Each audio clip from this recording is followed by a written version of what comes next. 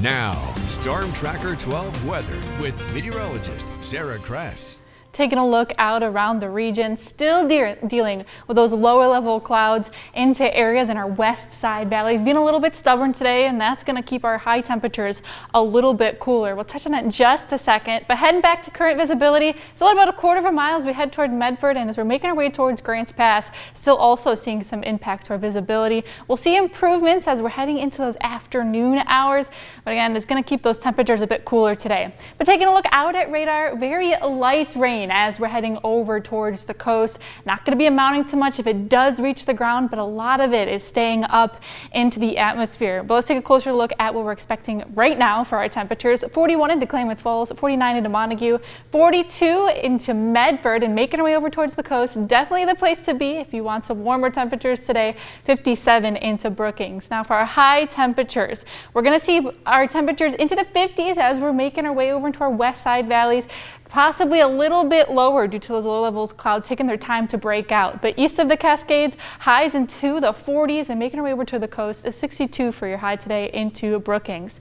Now we're expecting a pretty strong front to be moving through as we head into tomorrow, and that's going to bring some pretty strong wind gusts along with it. Winds will pick up as we're heading to those overnight hours.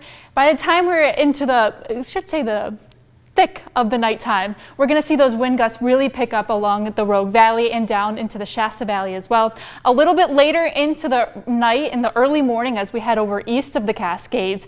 But if you do have anything outside, you're going to want to bring that in. There's a very strong potential for that to blow away, but also expect those windy conditions even as we're moving over towards the coast the next few days. But tracking out what we can expect as we're moving through the rest of our Friday, we'll see those clouds break up as we're heading later into the day, still dealing with mostly cloudy sky conditions for most of our Friday.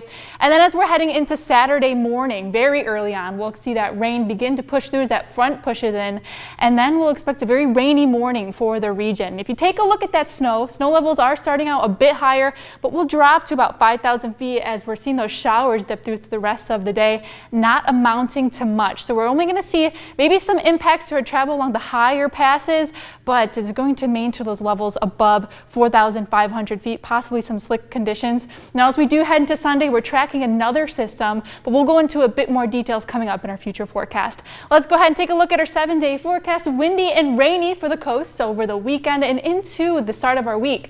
Over into Northern California, same deal. Expect snow mainly only into those higher elevations. Same deal into the Klamath Basin, starting winter off very rainy over into the mountains. Definitely only a rainy day as we head into our Monday. Snow levels very high, windy and rainy as we're heading over to the Rogue Valley. And right now you're watching Oregon News Now on Newswatch 12.